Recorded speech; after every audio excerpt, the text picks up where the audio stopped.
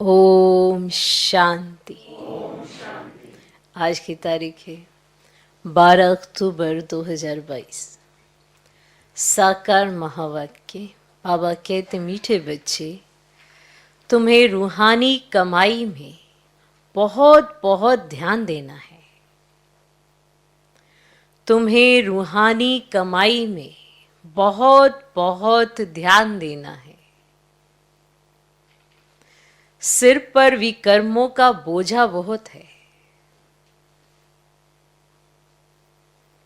सिर पर विकर्मों का बोझा बहुत है, इसलिए समय वेस्ट नहीं करना है। इसीलिए समय वेस्ट नहीं करना है। बाबा कहते, मीठे बच्चे, तुम्हें रूहानी कमाई में बहुत बहुत ध्यान देना है। सिर पर विकर्मों का बोझा बहुत है, इसीलिए समय वेस्ट नहीं करना है। आज का प्रश्न, जिन बच्चों का ध्यान रूहानी कमाई में होगा, उनकी निशानी क्या होगी?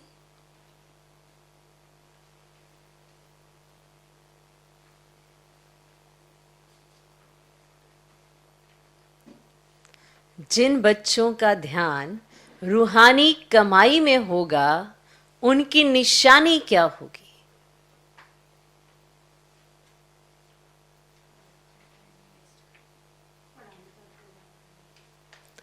उत्तर, वे कभी भी झरमुई झगमुई में अपना समय बर्बाद नहीं करें।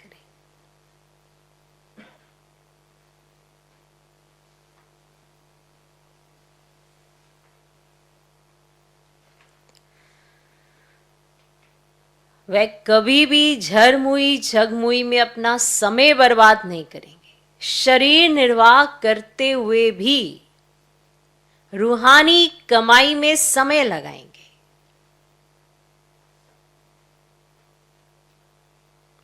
शरीर निर्वाह करते हुए भी रूहानी कमाई में समय लगाएंगे। सुबह उठकर बहुत बहुत प्यार से बाप को याद करेंगे। सुबह उठकर बहुत बहुत प्यार से बाप को याद करेंगे। याद से आत्मा उड़ती रहेगी। याद से आत्मा उड़ती रहेगी। अगर याद कम हो जाती है तो आत्मा की उड़ान भी कम हो जाती है, क्योंकि आत्मा को शक्ति चाहिए। अब अगर शक्ति नहीं होगी तो वो कार्य कैसे करेगी? तो याद से आत्मा उड़ती रहेगी। दूसरा, वे बाप समान रहम दिल बन, वे बाप समान रहम दिल बन अपने ऊपर और सर्व के ऊपर रहम करेंगे।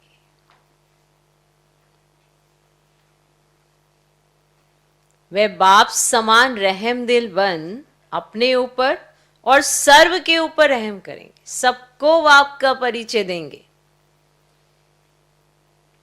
सबको बाप का परिचय देंगे।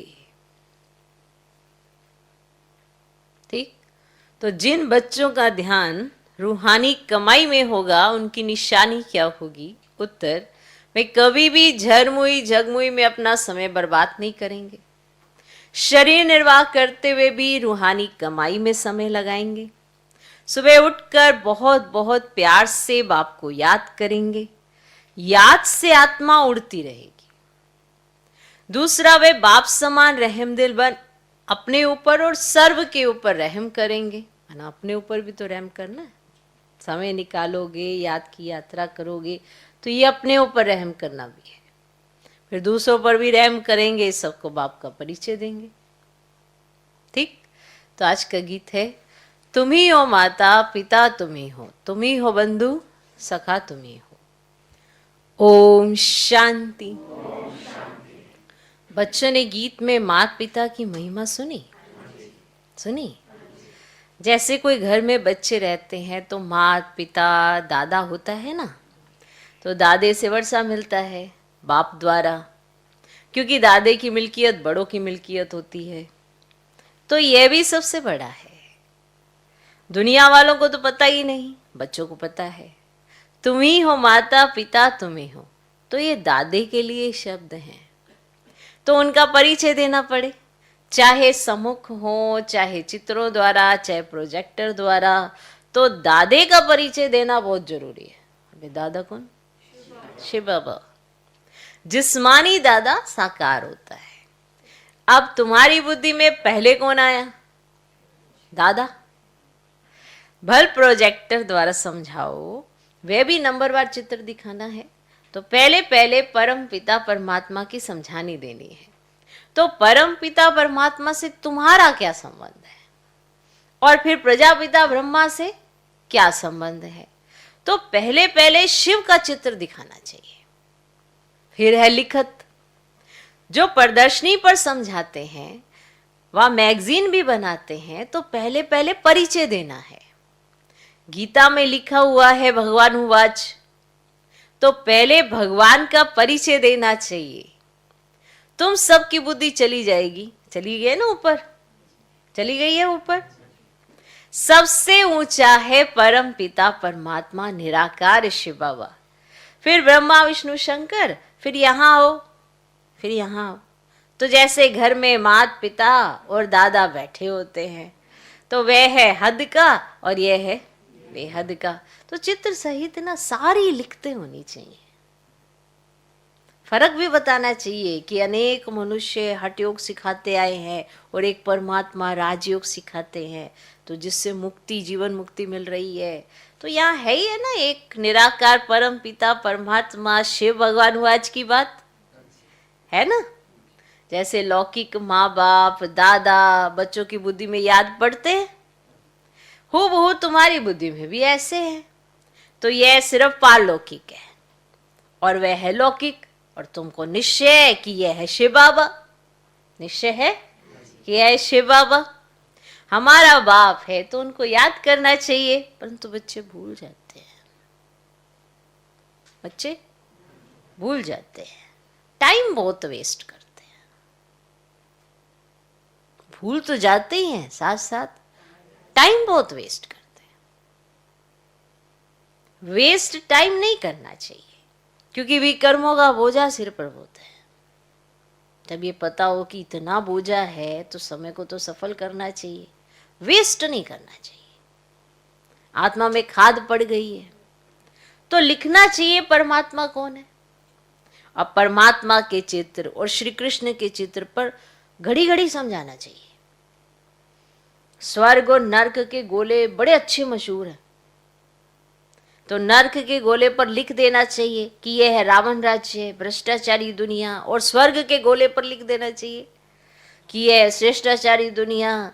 तो टाइम लिखना चाहिए कि स्वर्ग इतना समय, नर्क इतना समय।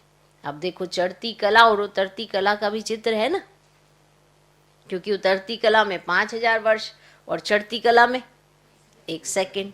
तो ये जंप हो गया, तो ये जंप हो गया ना। अब ये मुख्य बात तो समझाने की है। और फिर है विराट रूप, जिसमें ब्राह्मण चोटी ईश्वरीय संप्रदाय हैं। अच्छा, ब्रह्मा मुख द्वारा रचा हुआ तुम्हारा ब्राह्मण कुल मशहूर है, सर्वोत्तम है ना। तो सबको समझाने के लिए ना ये चित्र बहुत जरूरी है। वैरायटी धर्मों का झाड़ है, वह भी अच्छा है। तो बच्चों को स्वदर्शन चक्रधारी बनना है, तो चक्र का भी ज्ञान देना है कि चक्र कैसे फिरता है। तो ब्रह्मा सरस्वती का हीरो हीरोइन का पार्ट कैसे है, ये भी समझाना है। ठीक है, तो गोले का भी चित्र बड़ा होना चाहिए। तो चित्र सारे ना बड़े बड़े होने चाहिए, और बहुत में बहुत 1-1.5 घंटा प्रोजेक्टर दिखाना चाहिए, ज़्यादा से ज़्यादा 1-1.5 घंटा प्रोजेक्टर दिखाना चाहिए। क्योंकि मनुष्य इन बातों से भी थक भी तो जाते हैं, है ना। अब स्टोरी तो कोई है नहीं, तो ये तो ज्ञान की बात है ना। तो पहले जब लिखे तब अंदर में आ सके, तो दिखाने के लिए टिकट रखना चाहिए, ऐसे करना चाहिए। और दिखाने के लिए टिकट रखना चाहिए, और पैसे वाली टिकट नहीं, पैसे वाली टिकट नहीं, ऐसे ही, परंतु एंट्री पास हो ऐसे बड़े बड़े आदमियों को भी निमंत्रण दे बुलाना चाहिए, और क्योंकि बड़ों बड़ों से ओपिनियन लिखाना है, अब झुंड के झुंड में कैसे लिखाएंगे और कैसे दिखाएंगे, तो क्योंकि समझाना भी तो है ना, इसीलिए पहले पहले ना बड़े आदमियों को बुलाकर लिखाना है, फिर जनरल कर देना चाहिए। तो प्रदर्शनी में भी ऐसे, तो प्रोजेक्टर में भी ऐसे, और मैगजीन में भी इन अच्छे अच्छे चित्रों को बनाकर साथ साथ समझाने लिखो, और फिर किसको प्रेजेंट भी दे सकते हो, है ना, किसी को गिफ्ट भी कर सकते हो, ऐसे भी दे देना चाहिए।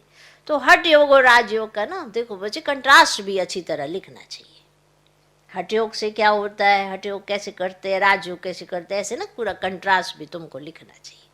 और हठ योग भी तो एक प्रकार की हिंसा ही है, क्योंकि शरीर को कष्ट देते हैं, तकलीफ देते हैं, है ना। तो तुम्हारा ये अहिंसक योग, इसमें तुम शरीर को तकलीफ देते हो कोई, तो तुम्हारा ये अहिंसक योग जो अति सहज है, तो चलते फिरते बाबा को याद करते रहो। तो बाबा ने हिंसक और अहिंसक का कंट्रास्ट बताया, ऐसा नहीं कि वो अपना, तो कंट्रास्ट समझने की बात है। हठ योग और राजयोग में क्या डिफरेंस है, तो उसमें ये भी एक डिफरेंस लिख सकते हैं कि कष्ट ही तो देते हैं, इसको ऊपर चढ़ा देते हैं, इसको ऐसे कर लेते हैं, उसको ऐसे, मना इतनी तकलीफ होती है, तकलीफ तो होती है। अब आपको क्या है, जैसे ऐसे बैठे हो, लेटे हो, उठे हो, खड़े हो, जैसे कोई तकलीफ नहीं। तो ऐसे कंट्रास्ट समझाने के लिए कि ऐसे वो हिंसक और अहिंसक का कंट्रास्ट भी समझा सकते हो, तो इसको भी आप सिद्ध कर सकते हो। तो कई तो शरीर की तंदुरुस्ती के लिए क्रिया करते हैं, है ना, वो ऐसे ऐसे वो सब तंदुरुस्ती के लिए क्रिया करते हैं, वह कोई फिर परमात्मा से नहीं मिलते, वो तो शरीर के लिए कर रहे हैं ना। तो हठ योग को भी योग कह देते हैं, योगाश्रम है ना। तो ये है फिर सहज राजयोग, ईश्वर का सिखाया हुआ योग। तो ये भी बहुत अच्छी तरह से समझाना चाहिए, ठीक, बहुत अच्छी तरह से समझाना चाहिए। अब जिनका बुद्धि योग सारा दिन जरमोई जगमोई में होगा, वे क्या समझा सकेंगे, और जिनकी बुद्धि में होगा कि सर्विस करनी है, वे करेंगे। 8 घंटा धंधा किया, फिर ये कमाई करनी चाहिए। अब वह है जिस्मानी कमाई और यह है रूहानी कमाई, तो इस कमाई में बहुत ध्यान देना चाहिए, और योग में तो बहुत प्रैक्टिस करनी चाहिए, और सुबह उठ बाप को बड़े प्यार से याद करना चाहिए। अब जिनको बाप 1-2 नंबर में रखते, वे भी याद नहीं करते। भाषण तो बहुत अच्छा कर लेते, परंतु याद में नहीं रहते। भाषण बहुत अच्छा कर लेते, परंतु याद में नहीं रहते। अब याद तो चाहिए ना, और आत्मा तो याद से ही उड़ेगी, ज्ञान से थोड़ी उड़ेगी। अब ध्यान में भी याद से ही तो जाते हैं, अब ज्ञान की तो इसमें कोई बात ही नहीं है। अब ध्यान तो 1 पाई पैसे की बात हो जाती है। कईयों को तो फट से श्री कृष्ण का साक्षात्कार हो जाता है। कई बच्चियां लिखती है कि बाबा हमने आपको पहचाना है। अब वे ध्यान में ब्रह्मा को भी देखती, और देखती है ब्रह्मा को, और प्रेरणा भी मिलती है, तो फिर उनको निश्चय हो जाता है। अब जिसने बाबा को कभी देखा भी नहीं है, वह भी लिखती है, हम बाबा को बहुत याद करते हैं, हम आपसे वर्षा लेकर ही छोड़ेंगे। तो आप तो जानते ना हम याद करते हैं। तो जब कहती है आप, तो शिव बाबा ही याद आता है ना। तो बांधेली बच्चियां बहुत याद करती है, उतना सामने वाले भी याद नहीं करते। एक बात है याद की। फिर गांधी जी कहते थे कि राम राज्य हो, अभी तो रावण राज्य है। इस पर भी न तुम समझा सकते हो। अब चढ़ती कला तो परमात्मा ही करा सकते हैं, बाकी तो सब 1-2 को गिराते ही रहते हैं। देवताएं भी गिरते जाते हैं, और भल सुख में ही है, परंतु कला तो कम होती जाती है ना। जैसे जैसे आगे जन्म लेते जाएंगे तो कला तो कम होती जाएगी। अब जू की तरह गिरते जाते हैं, जू होते हैं जू, उसकी तरह गिरते जाते हैं, क्योंकि ड्रामा भी तो जू के मिसल चलता ही रहता है। तो चढ़ती कला एक के ही द्वारा होती है, तो समझाने के लिए ना प्रोजेक्टर बहुत अच्छा है, सेंटर भी बहुत बढ़ते जाएंगे। और बाबा कहते हैं कि हर एक भाषा में ना स्लाइड्स बनाते जाओ, परंतु काम करने वाला ऐसा कोई है ही नहीं। बाबा युक्ति तो बता देते हैं, परंतु काम करने वाला चाहिए तो सर्विस बहुत बढ़ सकती है। अब बच्चों को अपने भाई बहनों पर भी तो बहुत रहम करना चाहिए। बाबा रहम दिल है ना, है ना। अब मेरा आना भी तो भारत में ही होता है, और जगह आना मेरा नहीं होता। अब शिव जयंती भी भारत में ही मनाई जाती है, परंतु जानते नहीं ना। समझो क्राइस्ट की जयंती मनाते हैं तो उनके कर्तव्य को जानते हैं, परंतु शिव का कर्तव्य नहीं जानते। अब वही पतित पावन है, भारत बड़े से बड़ा तीर्थ है। अब गीता में श्री कृष्ण का नाम डालने से ना इतने बड़े तीर्थ, भारत की महिमा ही गुम हो गई है। अब देखो देखो सुनो, मोहम्मद गजनवी ने मंदिर लूटा था, ने मंदिर लूटा था। अगर उनको ये मालूम होता कि हमारे बाबा का मंदिर है, माना हमारे अल्लाह का ही मंदिर है, उनको पता होता तो लूटते थोड़े ही। अल्लाह के मंदिर को कौन लूटेगा? जिसने स्वर्ग की स्थापना की। अगर शिव बाबा को जाने तो कभी मंदिर को हाथ न लगाए। भल वे शिव को माथा टेकते हैं, है ना निशानी, शिव को माथा टेकते हैं, परंतु जान गए तो कभी ना लूटे। सिर्फ गीता में श्री कृष्ण का नाम डालने से ना ये सब कुछ हुआ है। अब गीता खंडन होने से क्या हाल हो गया। अगर शिव का नाम होता कि वही गति सदगति दाता है, अब ये एक ही महिमा है, अगर वह ना आता तो पावन कैसे बनते, तो भारत को कैसे स्वर्ग बना सकते। तो ये गुप्त बात है ना। अब जानते हैं हम दुर्गति में थे, अब यहां बैठे हैं परंतु जा रहे हैं। बच्चों को बहुत खुशी होनी चाहिए कि हम अपने लिए राजा स्थापन कर रहे हैं, तो औरों को भी रास्ता दिखाकर प्रजा बनानी चाहिए, बड़ी मेहनत करनी चाहिए। अब है तो बहुत सहज, सिर्फ बाप और वर्षे को याद करो, स्वर्ग को याद करो। अब ये तो नरक है ना। अब हम सो का अर्थ भी बाबा ने समझाया है। हम सो देवता, माना मैं आत्मा ही, पहले देवता, फिर क्षत्रिय, फिर वैश्य, फिर शूद्र और अभी ब्राह्मण। तो ये हम सो का अर्थ। और कोई तो इन सब बातों को समझते ही नहीं। तो विराट रूप में ये समझाना है कि हम सो देवता, हम सो क्षत्रिय, ऐसे बनते हैं।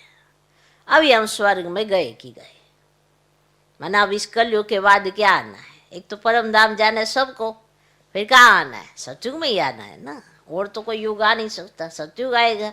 तो सतयुग आने से पहले तो भगवान आएगा ना। फिर हम स्वर्ग में गए कि गए। बहुत लोग पूछते हैं कितनी देरी है, माना आखिर भी बताए कि कब तक माना आ जाएगा। बाबा कहते तुम अब तैयार कहाँ हुए हो जो स्वर्ग में जा सको। आपको अपने आप को देख के लगता है कि हम तैयार हैं और स्वर्ग में जा सकते हैं, तो सोच लो। बहुत लोग ऐसे पूछते हैं। तो ड्रामा तो बना हुआ है। जितनी जितनी स्थापना होती जा रही है, तो विनाश ज्वाला भी धीरे धीरे बढ़ती जा रही है। धर्मों में झगड़ा शुरू होता जा रहा है। देख रहे हो ना, हो रहा है ना ये सब कुछ, सारे लक्षण है। देखो चिंगारी तो लगी हुई है, सुलग रही है, एकदम से कहीं पर सूखा मिला वहीं से आग पकड़ लेगी, और इतनी तेज पकड़ेगी फिर उसे बुझाना मुश्किल हो जाएगा। यही तो है। अभी तो आप अपने इर्द गिर्द देखते हैं कि धर्मों में भी कैसे झगड़े हो रहे हैं। जरा सी चिंगारी लगती है और आग लग जाती है। आप सब देख रहे हैं ना, अभी इस वर्ष देख रहे हो ना। पहले 2 वर्ष आपने कोरोना देखा, और अब क्या देख रहे हो? झगड़े ही तो देख रहे हो, और क्या देख रहे हो? धीरे धीरे कोई हम उत्थान की तरफ थोड़ा जा रहे हैं, और धीरे धीरे तमो प्रधानता बढ़कर विनाश की तरफ जा रही है, और आप एक तरफ तैयारी कर रहे हो स्वर्ग में जाने की। कितना बड़ा रहस्य है ये, कि जब विनाश होता है तो परमात्मा भी धरती पर होता है। ये बात सब भूल जाते हैं, इसीलिए उसको पहचानते नहीं है। और जो पहचान लेते हैं फिर वो उनका कहना मानते हैं तो ही वो सेफ होते हैं। ये तो पता ही है, पर ये सिर्फ पता है, मानते नहीं है। तो धर्मों में झगड़ा शुरू होता जा रहा है, हो रहा है ना। पहले पार्टीशन थोड़ी था, एक ही भारत था सारा। ये क्या हुआ पार्टीशन? माना एक राज्य उसको दे दिया, उसको दे दिया, ऐसे ऐसे करके ये क्या कर दिया? खंडित कर दिया ना। कोई ये थोड़ा था जो नाम रखा उन्होंने, ये थोड़ा था। पूरा का पूरा क्या था? भारत ही था, पूरा का पूरा भारत था। अभी क्या किया? ये तुम्हारा एरिया, ये तुम्हारा एरिया, ये तुम्हारा एरिया। एरिया बांट दिया, दो भाई अलग हो गए। इसलिए आज हर घर में भाई अलग ही है, मिला कौन है? सब अलग अलग ही है। यही पार्टीशन, एक के विचार ना मिले दूसरे से।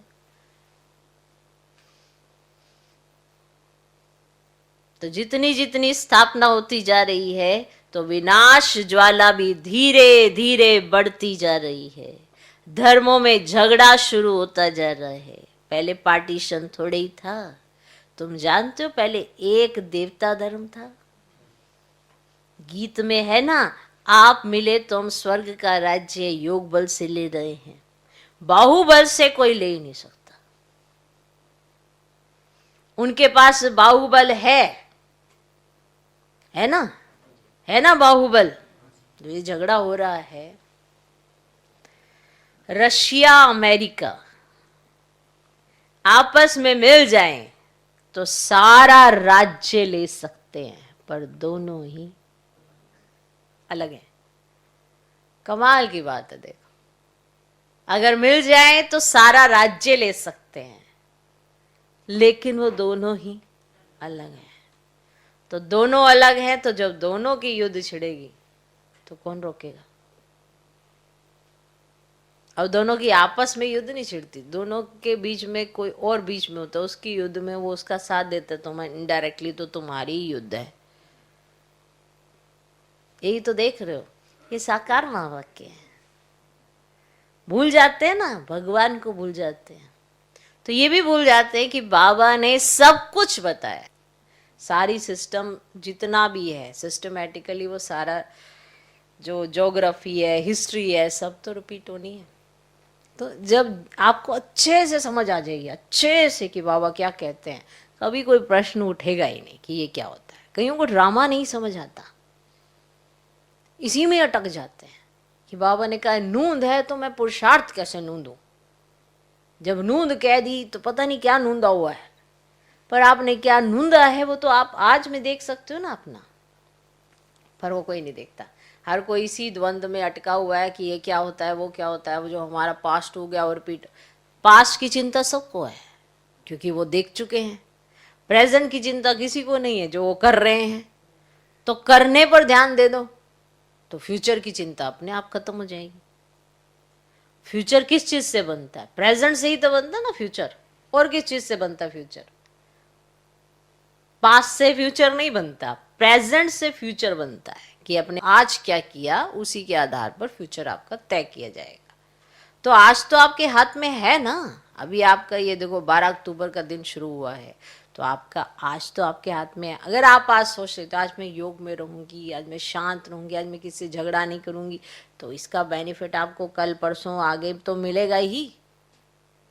तो आपके आज से फ्यूचर बनता है।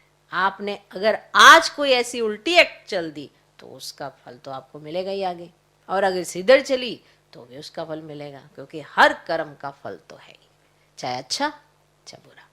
वो तो आप ही को मिलना है, किसी और को नहीं मिल सकता। चलो अभी इसका आपका डिपॉजिट किसी और के डिपॉजिट में डिपॉजिट करा दिया जाए, बाद में उससे ले लेंगे। ऐसा नहीं होता। जो आपने कर्म किया वो आपको ही मिलना है, चाहे अच्छा चाहे बुरा। वो जो रिलैक्सेशन है, वो जो भारीपन है, वो आपके अपने कर्मों का ही खाता है। जो भी कर्मों का खाता होता है ना सिर पे, अब जो बोझा होता है सिर पे, तो इंसान चाहे कितना भी ऐसे आराम से बैठा हो, सिर पे आपके ना 10 टोकरियां रख देते हैं, हल्की मतलब खाली खाली हैं, बस टोकरियां रख देते हैं, चलो, तो आपको आधे घंटे के बाद क्या फील होने वाला है? भारी लगेगा ना। कैसा लगने लगाएगा? अरे ये क्या है, इसको उतारो ना, जबकि कुछ नहीं है, बस टोकरियां हैं। फिर अगर उसमें सामान भी रख दें तो ये सब कुछ हमारे यहाँ पे चलता आ रहा है। अगर हम झरमुई जगमुई, इसकी बात उसकी बात, इसी में ही जाते रहते हैं, तो ये सारा हम अपनी टोकरी में भरते ही जा रहे हैं ना। या तो खाली करते जाओ योग से, या भरते जाओ झरमुई जगमुई करके, तो आपके ऊपर है। ओके, तो बाबा ने बताया कि हुआ क्या और कैसे हो रहा है। तो अगर जीतना चाहें तो जीत सकते हैं, उनके पास बाहुबल है। रशिया अमेरिका आपस में मिल जाए तो सारा राज्य ले सकते हैं, परंतु ऐसा होता नहीं है। जब देवताओं का राज्य है तो वहां क्रिश्चियंस बोधी नहीं होते। अब देवता धर्म की स्थापना हो रही है, भारत अविनाशी खंड है, बाप भी यहां आए हैं ना। ड्रामा में ऐसे ही है कि योग बल से राजाई मिलती है। अगर आपको पूरे विश्व को जीतना है तो योग बल से जीतोगे, बाहुबल से कोई नहीं जीत सकता। भारत का प्राचीन योग मशहूर है, परंतु योग सिखाया किसने और कैसे वह नहीं जानते। श्री कृष्ण ने तो योग नहीं सिखाया, परम पिता परमात्मा ही योग सिखा रहे हैं। ये कितनी अटपटी बात है, जो बुद्धि से खिसक जाती है। कहीं तो जानते भी छोड़ देते हैं, सब कुछ पता पड़ता है, फिर भी बाबा का हाथ छोड़ देते हैं। तब बाप कहते हैं समझदार देखना हो, समझदार देखना हो तो यहां देखो। समझदार वर्षा लेते हैं और बेसमझ छोड़ देते हैं। स्वर्ग का वर्षा गवा देते हैं। महान मूर्ख, महान सुजान देखना हो, अगर किसी ने भी देखना हो महान मूर्ख को, महान सुजान को, है ना, समझदार थे समझदार भी बाबा के पास, मूर्ख थे मूर्ख बच्चे भी बाबा के पास। अगर देखने हो किसी ने तो यहां देखो। देखो जो समझदार होगा, जिसने कभी बाबा का हाथ नहीं छोड़ना होगा, तो वो सब उसकी तारीफ हुई। और जिसको लगता है मेरे अंदर कुछ ना कुछ कटपट चलती रहती है, तो उसको बेइज्जती भी होगी, उसको फीलिंग भी आएगी। कारण क्योंकि उसके अंदर कटपट चलती रहती है। और जिसको पता है चाहे दुनिया इधर की उधर हो जाए, धरती आसमान भी एक ही हो जाए, लेकिन मैं मेरे बाबा का हाथ नहीं छोड़ना। भले कुछ भी, कैसे भी पेपर आए, कैसी भी बातें आए, कुछ भी हो जाए, मेरा हाथ नहीं छूटने वाला, ये मुझे पता है। हर एक अपने संस्कारों को तो जानता ही होता है कि मुझे किस बातों में फीलिंग आती है, मुझे किस बातों में ये होता है। कहीं कहते हैं माया ही ऐसी आ गई, पर माया ऐसी तो नहीं आ सकती जो आपको भगवान का हाथ छुड़वा दे। और अगर आई तो फिर माया के राज्य में चले गए, तो बाबा के थोड़ा रहे। फिर कहाँ निश्चय? निश्चय क्या कराता है? निश्चय नशा दिलाता है। दुनिया में सब कुछ चाहे सारे एक किनारे हो जाएं, पर आपको याद रहे कि मैं किसके साथ हूं, वो किसके साथ है। तो आप उसको याद करो, वो आपको याद करे, बस हो गया काम खत्म, हो गई दुनिया पूरी। आपके संसार में दो ही चीजें हैं, आप और बाप। अगर ये हैं तो आपको कोई नहीं गिरा सकता, ना ही कोई हिला सकता है, ना कोई डगमग कर सकता है। तो ये देखना है अपने आप में कि क्या इतना नशा मेरा है। सोचो इतना नशा जो ब्रह्मा बाबा को सारे छोड़ के जा सकते, पर ब्रह्मा बाबा नहीं छोड़ के जा सकता। मानते हो ना? हर आत्मा छोड़ के जा सकती है, पर बाबा नहीं छोड़ के जा सकता। तो ऐसा ही अपने साथ भी होना चाहिए। चाहे कैसी भी बातें आ जाए, कैसा भी चित्र आ जाए, कैसी भी चीजें हो जाए, दुनिया हिल जाए, पर मैं नहीं हिल सकता मेरे निश्चय से। क्योंकि देखो अनुभव सबको होते हैं, फिर भूल भी सभी जाते हैं। जब अनुभव भूलते हैं तभी बातें याद रहती हैं, और जब अनुभव याद रहते हैं तो बाबा ही याद रहता है। फिर तो ऐसे उड़ते हैं ना हम कि जैसा कुछ सुनाई नहीं देता। कोई कहता, कोई टोक भी देता ना, कोई रोक भी देता, कहते चलो कोई बात नहीं, बाबा तो मेरे साथ है, बाबा ने अनुभव करा है। तो वो जो बाबा का नशा है ना, वो आत्मा को उड़ाता है। अगर बातों के बोझ में चले गए तो बाबा के साथ भी रह नहीं पाओगे, आप कहीं जा ही नहीं पाओगे, ना बाबा के घर में, ना मधुबन में, जा ही नहीं पाओगे। मौके भी मिलेंगे तो भी कहोगे मेरी अवस्था ठीक नहीं है, ऐसी ऐसी कंडीशन हो जाती है। तो इसीलिए बाबा कहते हैं महान मूर्ख देखना, क्योंकि जिसने बाबा को ही नहीं देखा और दूसरों को देखा, वही बाबा का घर छोड़ पाता है। जिसने सिर्फ बाबा को देखा, वो चाहे कितना भी कुछ हो जाए, बाबा का घर नहीं छोड़ता है। इसीलिए बाबा बार बार कहते हैं महान मूर्ख, महान सुजान देखना हो तो क्या देखो, स्वर्ग में वे भी जाएंगे परंतु प्रजा में जाएंगे। तुम जानते हो सूर्यवंशी चंद्रवंशी प्रजा कैसे बनती है? बाप की गोद यहां मिलती है, यहां। मूल वतन में गोद का हिसाब नहीं है कि सोचो कि हाँ जी चलो यहाँ तो हम बाबा की गोद में नहीं बैठे, चलो मूल वतन में बैठेंगे। अगर यहाँ पर बाबा के दिल पर नहीं चढ़े तो वहां नजदीक नहीं आएंगे। माना मूल वतन में भी नजदीक का स्थान नहीं होगा, थोड़ा दूर दूर पे होगा, चाहे बिंदु रूप में ही क्यों ना हो। इसका एहसास तो यही कर सकते हैं ना। तो मूल वतन में गोद का हिसाब नहीं है। बच्चा जब पैदा होता है तो गुरु की गोद में देते हैं। अब समझते हैं गुरु के गोद में नहीं गया तो दुर्गति को पाएगा। अब छोटे बच्चे को भी गुरु करा देते हैं, गुरु बिगर गति नहीं। अब ये गुरुओं ने समझाया है, पता नहीं कब शरीर छूट जाए। अब वहां तो जन्म ले फिर गुरु के पास जाते हैं। अब यहाँ तीनों ही कंबाइंड है, तीनों ही कंबाइंड है। अब ये कोई शास्त्रों में लिखा नहीं है कि वही बाप टीचर गुरु की गोद है। बाप ने पूछा शिव बाबा को बाप है? शिव बाबा को बाप है? कहते हैं हाँ। अच्छा, शिव बाबा को टीचर है, गुरु है? नहीं, सिर्फ माँ बाप मिलते हैं। अब ये गुह्य हिसाब है, तो बाप बच्चों पर, बच्चे बाप पर बलिहार जाते हैं।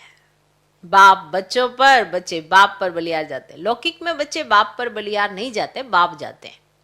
तो ये समझने की बात है कि बरोबर परमात्मा बाप टीचर सतगुरु है, उनसे ही वर्षा मिलता है। अच्छा, मीठे मीठे सिकिल दे बच्चों प्रति माता पिता बाप दादा का याद प्यार और गुड मॉर्निंग। रूहानी बाप की रूहानी बच्चों को नमस्ते। हम रूहानी बच्चों के भी रूहानी बाप को नमस्ते नमस्ते नमस्ते।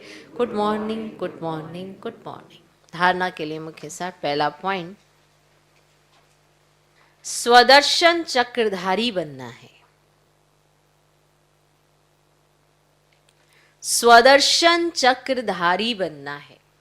हम ब्राह्मण चोटी हैं, ईश्वरीय संप्रदाय के हैं।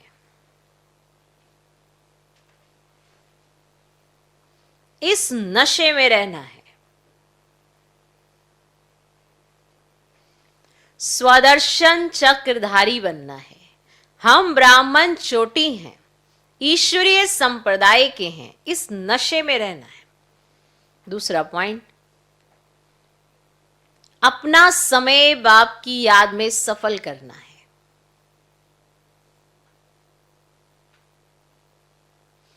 अपना समय बाप की याद में सफल करना है। रूहानी सर्विस में बिजी रहना है।